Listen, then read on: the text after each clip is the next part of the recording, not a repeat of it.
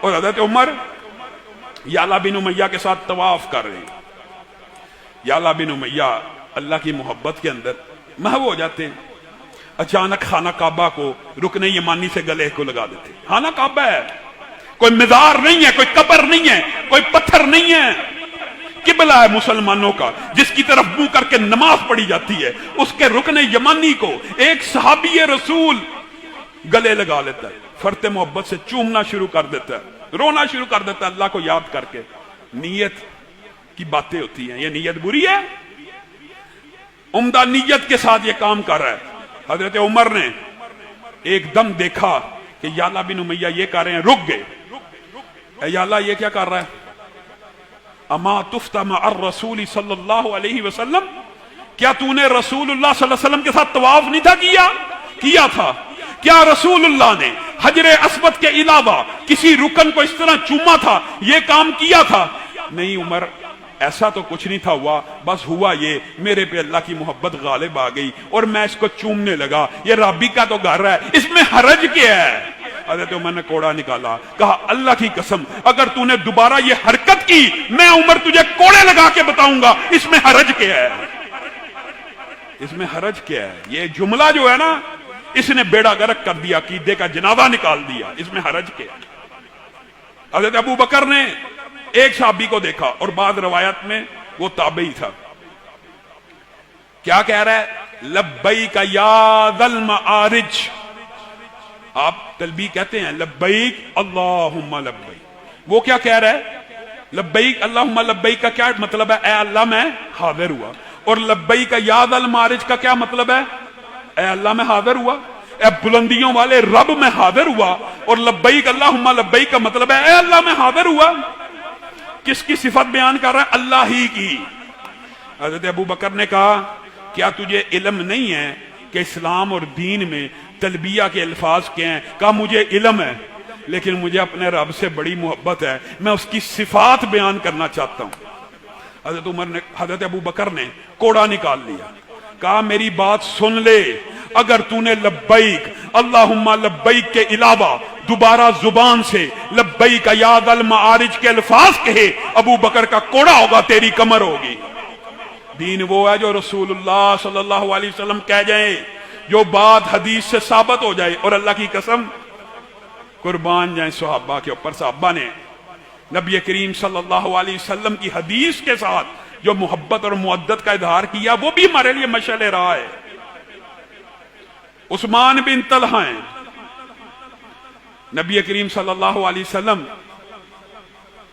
فتح مکہ کے اندر جب مکہ کو فتح کرتے ہیں، مختصر سا آپ کے سامنے ایک خاکہ رکھتا ہوں.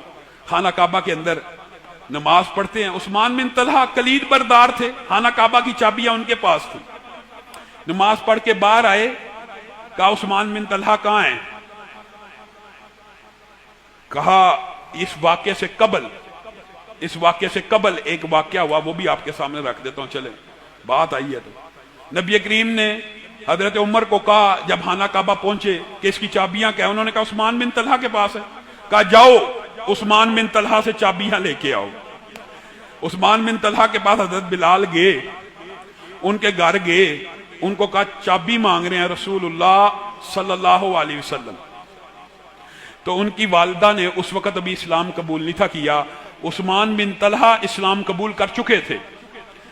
ان کی والدہ کہتی ہیں ان کو چابیاں نہ دینا معاذ اللہ، یہ بے دین لوگ ہیں، خانہ کعبہ کی چابیاں تو نے ان کے سپرد نہیں کرنی. کچھ تحیر ہو گئی. نبی کریم نے حضرت عمر کو بھیجا جائیے بلال کا پتہ کیجئے، ہم نے اندر نفل پڑھنے ہیں. تو وہ چابیاں لے آئے. حضرت عمر جب بلال کے پاس پہنچے دیکھا بلال دروازے کے باہر کھڑے ہیں. کہا چابیاں کیوں نہیں لیتا؟ کہاں پہ عثمان؟ اس کی والدہ جو 1 منٹ پہلے کہہ رہی تھی ان کو چابیاں نہ دینا، امیر عمر کی گرجدار آواز سن کے کہتی ہے دے دو ان کو چابیاں دے دو. چابیاں لے کے آئے، رسول اللہ نے عبادت کی، باہر نکلے. ہر صحابی کے دل میں خواہش ہے آج چابی مجھے مل جائے گی. خانہ کعبہ کی تولیت، دروازے کے کلید بردار ایک عہدہ تھا، ایک بڑا مقام تھا. کہا عثمان بن طلحہ کا ہے؟ کہا روتے ہوئے چلا گیا ہے، رو رہا تھا. کہا اس کو بلاؤ. عثمان بن طلحہ آپ نے ہمیں چابیاں دی ہیں، کیا آپ کو اس بات کی تکلیف ہے؟ نہیں اللہ کے رسول اس بات کی تکلیف نہیں ہے، میں تو اسلام قبول کر چکا ہوں۔ ہاں اس بات کی تکلیف ضرور ہے۔ سنیے حجیت حدیث کا واقعہ۔ ایک وقت تھا آپ کسی جگہ پہ آئے تھے، ابھی آپ نے مکہ سے ہجرت نہیں تھی کی، آپ نے مجھے کہا تھا عثمان مجھے خانہ کعبہ کے اندر نماز پڑھنے دے۔ اس وقت میں نے اسلام نہیں تھا قبول کیا ہوا، میں نے کہا تھا میں آپ کو چابیاں نہیں دوں گا۔ تو آپ نے ایک جملہ کہا تھا، وہ جملہ کیا تھا؟ عثمان ایک وقت آئے گا یہ چابیاں تو اپنے ہاتھ سے میں محمد صلی اللہ علیہ وسلم کو دے گا۔ کاش میں اس وقت ایمان لے آتا۔ آج وہ سارا منظر میری نظروں کے سامنے گھوم رہا ہے، آپ کی حدیث کی عظمت میرے آنکھوں کے سامنے آ رہی ہے۔ نبی کریم صلی اللہ علیہ وسلم نے ان کی یہ بات سنی، اعلان کیا خذوہا خذوہا، اے عثمان بن طلحہ چابیاں آپ کو پہلے دی تھی کافروں نے، مشرکوں نے، خاندانی طور پہ کفار سے آتی گئیں، آپ سے چابیاں چھین لی گئیں۔ خذوہا خالدتن تالدتن، اب میں محمد صلی اللہ علیہ وسلم دیتا ہوں۔ قیامت قائم ہو سکتی ہے، جب تک ایک ظالم اور کافر بادشاہ نہیں آئے گا آپ سے کوئی چابی نہیں کھینچ سکے گا۔ اٹھائیے تاریخ، 1400 برس گزر گئے، آج تک چابی حجیت حدیث کو معمولی سمجھنے والوں، نبی کے فرمان کو چھوٹا سمجھنے والوں، نبی نے کہا خالدتن تالدتن، ہمیشہ کے لیے یہ چابی تیرے خاندان میں رہے گی۔ کبھی فاطمیوں کی خلافت آئی، کبھی عباسیوں کی آئی، کبھی امویوں کی آئی، کبھی کرامتی آئے، کبھی سرکش لوگ آئے، کبھی ترک آئے، کسی کو جرت نہیں ہو سکی عثمان بن طلحہ کے خاندان سے چابی لے لے۔ آج بھی چابی ان کے پاس ہے۔ یہ ہے نبی کی حدیث کی حجت۔ آپ نے کیا سمجھا نبی کے قول کو؟ کچھ نہیں سمجھا۔ اگر نبی کے قول کو سمجھا ہوتا تو یہ بکواس، اب سخت بات ہو جاتی ہے، یہ بات منہ سے نہ نکالتے، حدیث تو ٹھیک ہے لیکن کا جو لفظ ہے اس نے برباد کر دیا۔ حدیث ٹھیک ہے، عمل کرنا شروع کر دے، حدیث صحیح ہے، عمل کرنا شروع کر دے۔ یہ کس نے مغالطہ ڈال دیا؟ ابو ذر غفاری رضی اللہ تعالیٰ عنہ، آخری وقت ہے، بات کو مختصر کرتا ہوں، آخری وقت ہے، بالکل بیماری کے عالم میں نظر لگ گئی بھی ہے۔ بیوی رونا شروع کر دیتی کہ آپ اللہ کے رسول کے صحابی ہیں، آپ کی اتنی قدر و منزلت ہے، آپ کا اتنا مقام ہے، آپ کا اتنا مرتبہ ہے، اگر آج آپ فوت ہو گئے، میں تو بڑھیا ہوں، میں آپ کو غسل کیسے دوں گی؟ آپ کو کفنائے گا کون؟ آپ کو دفنائے گا کون؟ ابو ذر غفاری اس ندا کے عالم میں یہ حدیث سے محبت ہے، ایک دم سیدھے ہو کے بیٹھے، کہا ابشری ولا تبکی، خوش ہو جا، تجھے ایک خوشخبری سناتا ہوں، تو نے رونا نہیں ہے۔ میں ایک دن رسول اللہ کے پاس بیٹھا ہوا تھا، چند اور میرے ساتھی میرے ساتھ تھے، رسول اللہ نے کہا تھا ایک دن آئے گا تم میں سے ایک شخص فلات الارض یعنی جنگل میں فوت ہوگا۔ میں غور کرتا ہوں، اے میری بیوی، ان میں سے کوئی زندہ نہیں رہا اور ان میں سے کوئی جنگل میں فوت نہیں ہوا، میں اکیلا اس مجلس کا واحد بندہ ہوں، اس لیے مجھے یقین ہے وہ حدیث میرے بارے میں تھی۔ اچھا کیا کہا تھا اللہ کے رسول نے؟ اللہ کے رسول نے کہا تھا تم میں سے ایک شخص جنگل میں فوت ہوگا، جس وقت اس کی روح کو قبض کیا جائے گا اللہ تعالیٰ مسلمانوں کی ایک جماعت بھیجے گا جو وہاں پہ آئے گی، اس کو دفنائے گی، اس کو کفنائے گی، اس کو غسل دے گی۔ اے میری بیوی، جس وقت میری جان نکل جائے تو نے صرف میری میت کو گھر سے باہر رکھ دینا ہے اور نبی کی حدیث کا انتظار کرنا ہے۔ سبحان اللہ، نبی کی حدیث کا انتظار کرنا ہے۔ ادھر روح نکلی ہے، ادھر دروازے پہ دستک ہوئی ہے۔ عبداللہ ابن مسعود عراق سے آ رہے ہیں ایک قافلے کے ساتھ اور کہتے ہیں بڑے دن ہو گئے ابو ذر غفاری سے نہیں ملے، آج اس کا حال احوال پوچھتے ہیں۔ دروازے پہ دستک دی، بڑھیا نے دستک ان کی بیوی نے کھولا، کہا ابو ذر غفاری کی جھونپڑی یہی ہے؟ کہا یہی ہے۔ کہا ان سے ملا دیجئے۔ کہا ان کی روح پرواز کر گئی ہے۔ کہا پھر پیچھے ہٹ جائیے، ہم اپنے بھائی کو کفنائیں، دفنائیں، غسل دیں۔ نبی کریم صلی اللہ علیہ وسلم نے کہہ دیا تھا جس وقت روح قبض ہوگی ایک جماعت آئے گی، اس کا جنازہ پڑھائے گی۔ بتائیے عرصہ بیت گیا، صحابہ اس طرح حدیث کو مانا کرتے تھے، بیوی کو حکم دیا مجھے دفنانا نہیں ہے، ایک جماعت آئے گی اور اللہ نے بھیج دی۔ آپ بتائیے ہم نے حدیث کو کیا سمجھا؟ ہم یہ سمجھتے ہیں رسول اللہ نے ویسے ہی ڈرایا ہے، واقعہ نہیں ہوگا۔ رسول اللہ نے یہ جو جہنم کی باتیں بتائی ہے یہ نہیں ہوگا، یہ جنت کی باتیں بتائی ہے یہ نہیں ہوگا۔ حور، یہ جی حور ایک صفت ہے، گامدی صاحب نے یہ بھی ہردہ سرائی کر دی ہے کہ حوریں کوئی نہیں ملنی، اپنی بیویاں ہی ملنی۔ ایک بندے نے نیچے لکھا اگر اپنی ملنی ہے تو یہ تو ایک مذاق کی بات ہے۔